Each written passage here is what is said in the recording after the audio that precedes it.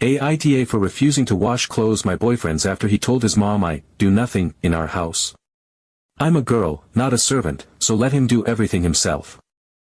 I'm a 26-year-old woman and I live with my boyfriend, who is 28. We've been together for a little over 3 years now, and we've been living together for the past year. I thought we had a good rhythm going. We both work full-time jobs, we split the rent, we go out for dinner sometimes, binge-watch shows on weekends, and for the most part, we get along pretty well.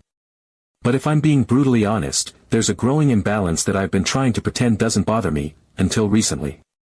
The thing is, while we both technically work the same number of hours, it feels like I'm the one also clocking in for an unpaid second shift every single day. I'm the one who cooks dinner 5 nights a week.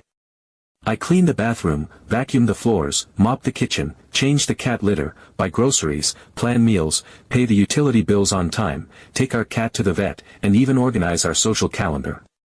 I handle the laundry, washing, drying, folding. I know what kind of almond milk he prefers. I refill the Brita. I remember his mom's birthday. I make sure we don't run out of toilet paper.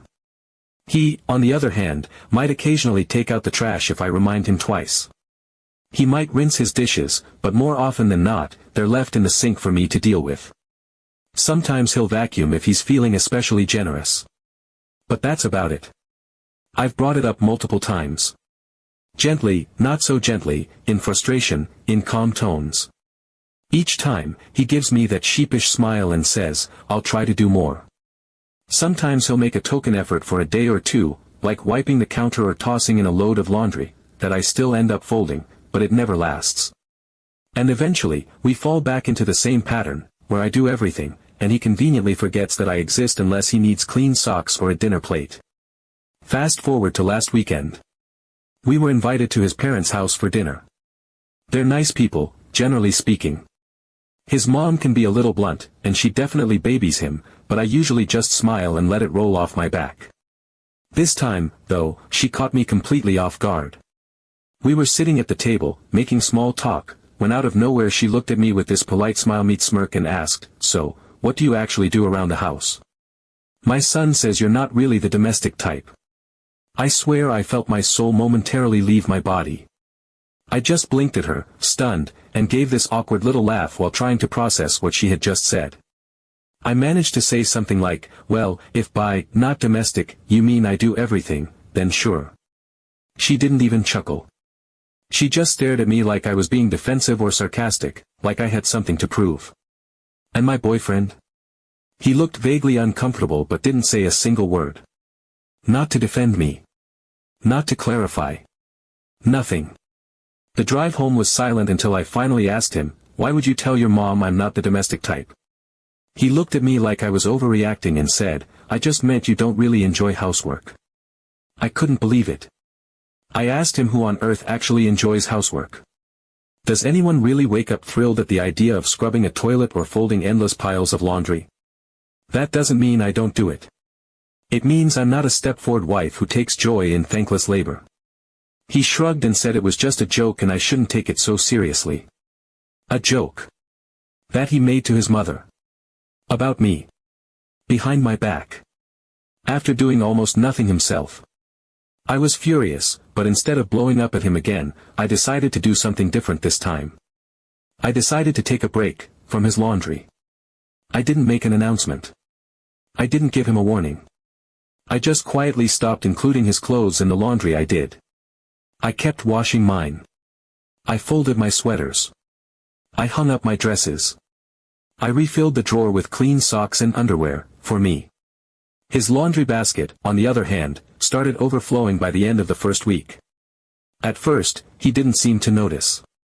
He dug into the back of the closet for those mismatched old socks he never wears. Then I noticed him re-wearing the same hoodie for 3 days in a row. By the second week, he started making comments. Did you do laundry already? I'd reply, yep, and leave it at that. He looked confused but didn't press it. It wasn't until day 12 that he finally said something more direct. He was holding up a pair of jeans like they had personally betrayed him and said, Are you mad again or something? You haven't done my laundry. I didn't even look up from my book. I said, I thought you said I don't do anything around the house. So I figured I'd live up to the label. He looked stunned, then annoyed. He said I was being petty and acting immature. I told him if that's how he saw it, maybe he needed to rethink how much he's actually been contributing before accusing me of being unreasonable. That would have been the end of it, except for the next day, I got a text from his mom. She told me I needed to let it go already, that couples joke about these things all the time, and that I shouldn't let one comment create tension in the household. She said her son was trying his best and I should be more understanding. I was absolutely done. I replied, I'll be happy to let it go, right into the washing machine with the rest of his responsibilities. She didn't respond after that. Since then, my boyfriend has started doing his own laundry. Badly. He shrunk a sweater and turned a white t-shirt slightly pink. But he's doing it. I haven't gone back to including his clothes in the wash. He hasn't apologized beyond the shallow, sorry you're mad, kind of apology. And no, he still hasn't said anything to his mom about her out-of-line comment either. Now I'm wondering, was I wrong to handle it this way? Was it petty to make a point with the laundry? Or is this what it takes for someone to realize that not enjoying housework doesn't mean you get to act like your girlfriend is your maid? I'm tired of being the invisible labor in this relationship. Tired of being the undomestic one while folding someone else's boxers. So, am I the asshole? Update 1. After the whole laundry thing played out, after I watched him fish a damp t-shirt out of the dryer that he'd forgotten to actually turn on, after the fourth pair of socks went missing into whatever parallel dimension neglected laundry always finds its way to, I realized something. Why stop there? If the only way to get him to notice what I do is to stop doing it, then maybe I should actually stop doing all of it. Not in anger. Not even out of spite. Just in the spirit of equality. Just in the name of balance. So I did. No more dinners. No more cozy, home-cooked meals waiting when he walked through the door. No more perfectly seasoned pasta or baked salmon with lemon and herbs. I started making myself quick solo meals, grilled cheese, cereal, takeout. I ate at the counter, listening to podcasts. If he asked what was for dinner, I'd glance over and say that I wasn't sure, I hadn't thought about it. He'd stare at me like I was speaking in riddles. Grocery shopping. I stopped that too. I bought what I needed and nothing more. No snacks for him. No cold brew he liked. The fridge looked like a bachelorette lived there. Yogurt, kombucha, eggs, cheese, spinach, oat milk. If he noticed, he didn't say it right away. But he definitely noticed. I stopped vacuuming. I stopped wiping down the counters. I let the little pile of shoes by the door grow like a fungus. The recycling didn't get taken out. The Brita pitcher ran dry and stayed that way. The cat litter, poor beans, wasn't scooped for days. He started pooping on the mat beside the box out of protest. That one got to me a little, but I held firm. I cleaned up after beans, but I didn't touch the litter. That had always been my job, and now it wasn't anymore. I still paid my half of the rent. I set up auto-pay for my part and let the rest hang in the air like a forgotten chore list. The utilities were in his name, something we'd agreed to because he said he wanted to feel responsible for something.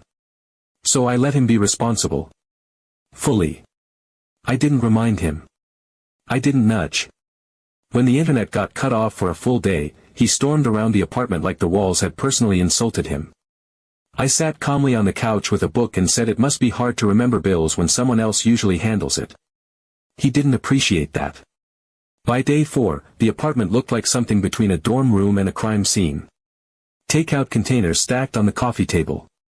Dirty dishes sat like shrines in the sink. Laundry unfolded. Socks disappeared into crevices. Dust settled on the TV console like snowfall. The cat, in full protest, knocked a glass off the kitchen table. I watched it shatter. Neither of us moved.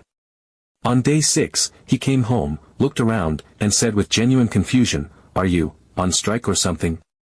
I told him I was just living like he does. Isn't this what not being domestic looks like? He didn't laugh. He didn't say anything for a full minute, then wandered off muttering.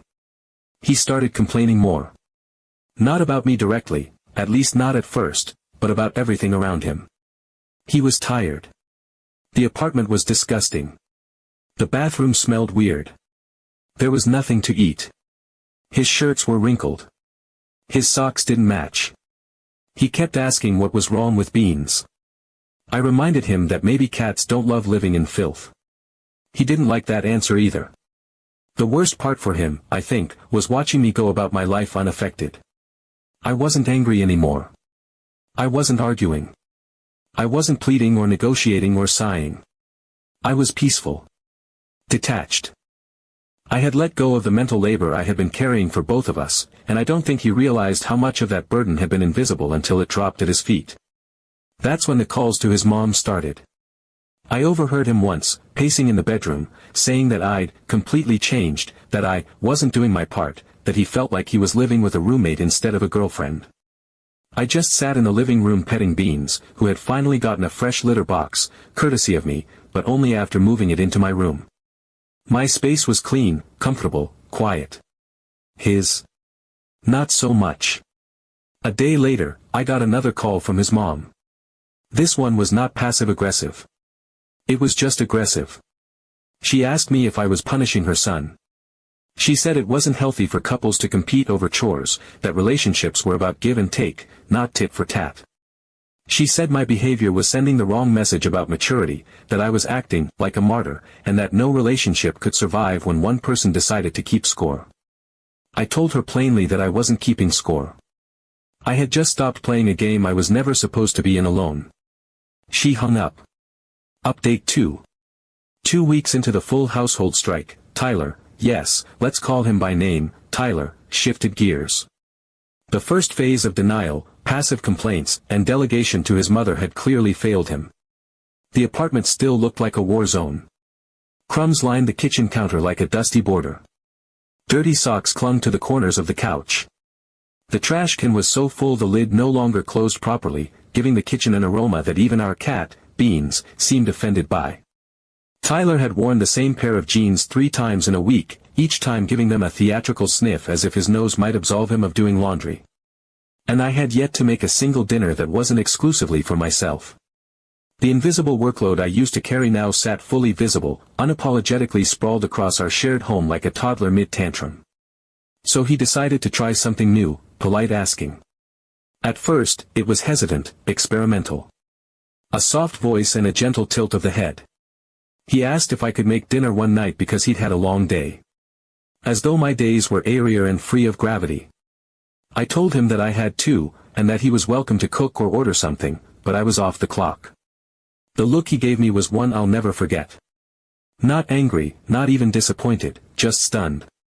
It was the face of someone realizing that a service they had silently come to expect as part of the scenery was not actually guaranteed. Like discovering that the sun doesn't rise on command. That night, he attempted to make frozen chicken nuggets. And I say, attempted, because half came out blackened, shriveled and crunchy in the worst way, and the other half were soft and pale with the internal temperature of a haunted cave. He stood there, eyes narrowed at the plate like it had sabotaged him, dipping one of the less crispy survivors in ketchup as if that might redeem it. He didn't clean up afterward. Grease stains tattooed the counter, breadcrumbs scattered like confetti across the stovetop, and the baking sheet sat forgotten in the sink. I didn't say a word. I ate my own dinner, grilled cheese with tomato soup, in silence, watching him navigate his burnt offering with the same confusion a cat shows a cucumber. The next few days were an education, though not the one he'd expected. I walked in from work one evening to find him hunched over his phone in the bathroom, perched on a closed toilet lid, watching a video titled, How to Clean a Toilet Without Throwing Up. The volume was up. The narrator was British and disturbingly enthusiastic about limescale. The smell of generic lemon bleach clung to the air, not quite masking the underlying truth that he'd used way too much and still hadn't gotten to the base of the bowl. A mop lay splayed in the hallway like it had been tossed during a battle. I stepped over it, made myself a cup of tea, and left him to his war. Something shifted in his behavior after that. Not a dramatic transformation, nothing worthy of a montage, but a noticeable change in the way he moved through the apartment. He started shadowing me as I went about cleaning up after myself. Not intrusively, not accusingly, but curiously. Like someone watching a magician pull a coin from behind an ear, trying to figure out where the trick was. I'd rinse out a pan, and he'd hover a few steps back, eyeing the sponge like it was a foreign tool. I saw him squinting at the vacuum cleaner once, trying to identify which button did what, like it was a cursed artifact. He didn't ask for help. He just observed, soaking in years of unnoticed routine like a latecomer to a class he didn't know he was enrolled in. Eventually, I realized I needed to speak plainly before the lesson lost momentum. I sat him down. No theatrics, no sarcasm, just clarity. I told him I was his girlfriend, not his maid.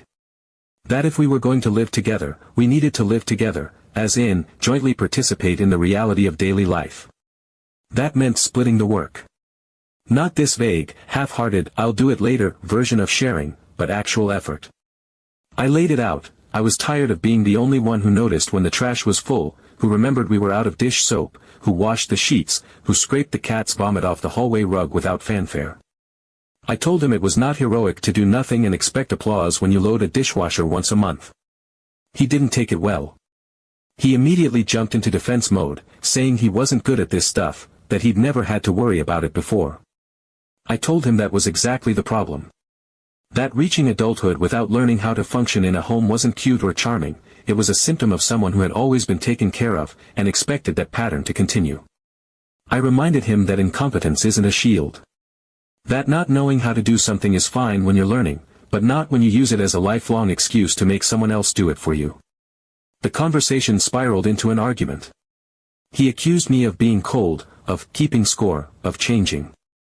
I told him I hadn't changed, I just stopped over-functioning. That I was no longer interested in preserving a dynamic that treated me like a background character in my own home.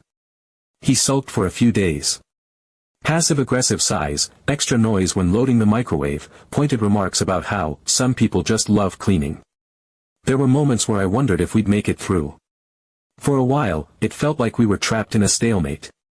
He would stack the dishes but not wash them. He would move the laundry from the washer to the dryer but not fold it. Half attempts, little guilt-soaked gestures that meant well but didn't mean much. Then, slowly, quietly, something shifted again. I came home from work and noticed the dishwasher had been emptied. No request for thanks. No mention of it at all. Later that night, I heard the distant hum of the vacuum from the bedroom. I walked out to find him slowly pushing it across the living room. He missed corners. Left streaks.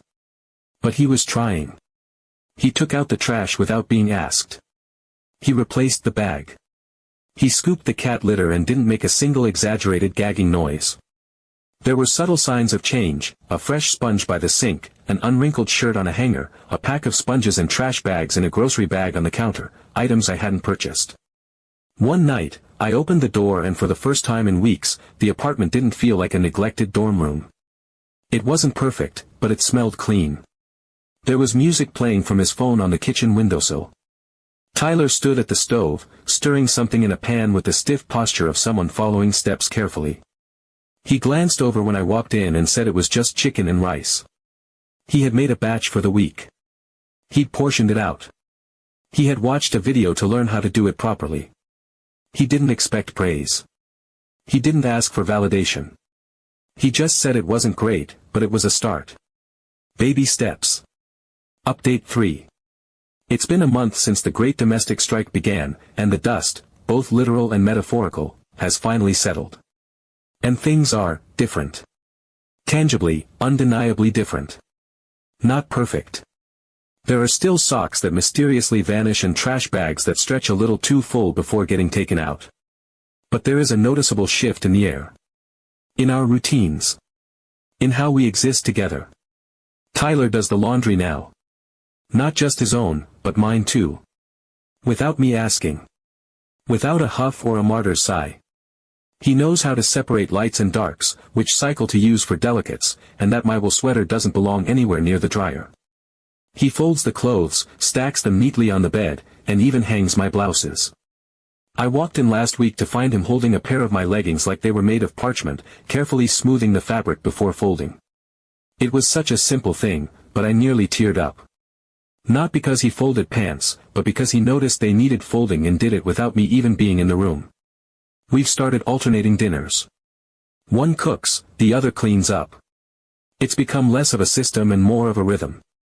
Sometimes we cook together, standing shoulder to shoulder at the stove, bumping hips and tasting sauces off wooden spoons. Other times, one of us orders takeout and lights a candle anyway, just to make it feel like we tried. The point is, the labor feels shared now, not expected. Not invisible. We sat down one Sunday morning with coffee and made a shared to-do list for the week. Nothing fancy. Just a whiteboard on the fridge and a couple of dry erase markers. But it's become a silent agreement between us. Whoever walks by checks it. Adds to it. Erases a task when it's done. It's basic and completely revolutionary. He even offered to manage the grocery list. Downloaded the shared app, synced it to our calendar, and updates it without prompting. The first time I heard him say, "We're out of almond milk. I'll grab some after work," I nearly dropped the spoon in my cereal. It wasn't the almond milk itself, obviously. It was the awareness. The participation. The understanding that household management is made up of dozens of small, unseen, unthanked decisions, and that I no longer have to make all of them alone. There was also an apology. A real one. Not a half-hearted, "I guess I messed up," mumbled into the ether, but a proper acknowledgement. One night, over a dinner he'd cooked, grilled chicken and roasted vegetables, with the tiniest bit of burnt on the carrots, but he tried. He looked at me and said he hadn't realized how much I was doing until he had to do it. That he had taken it for granted. That he was sorry. He said he hadn't meant to be dismissive, but he had been. And then, in a moment I never expected to witness, he admitted that what he'd told his mom wasn't fair. That I wasn't undomestic. That I'd been carrying the weight of two people without complaint, and he had the nerve to turn that into a punchline. And he told her. On his own. Without prompting. He told his mother the truth, that I had been managing nearly everything, and he had coasted on the comfort of not needing to learn. That her comment at dinner wasn't just out of line, it was rooted in a version of events that was never real. He told her I had been doing most of the work, and he had failed to see it. She hasn't called me since. No passive-aggressive texts. No concerned check-ins. Just silence. And I'm okay with that. The atmosphere in our home has changed. We still joke around, watch bad reality shows together, argue about which Trader Joe's snacks are superior. But there's an underlying current now that wasn't there before. Mutual effort. Mutual respect. We each take up space in the relationship, but we also carry weight. He doesn't wait for messes to clean themselves anymore. He doesn't wait for me to notice what needs doing. He looks. He does. He participates. We're in a new rhythm. Not a perfect one. Not one where we get gold stars for every completed chore. But one where I don't feel like I'm screaming into the void every time I ask for help. One where I'm not the manager of our life while he drifts through it like a guest with a generous host. And yes, I know it might sound petty to some. That it took a laundry strike and a full-on household shutdown to get us here. That I had to stop doing everything just to prove I had been doing everything. But I don't regret it. I don't regret letting the dishes pile up. I don't regret the awkward silences or the toilet scrubbing tutorials or the burned nuggets. Because through that mess, he finally saw the truth I had been carrying on my back every day. That domestic labor is real, relentless, and too often invisible. I'm not the asshole. I'm just done accepting the bare minimum. And thankfully, he's finally stepping up.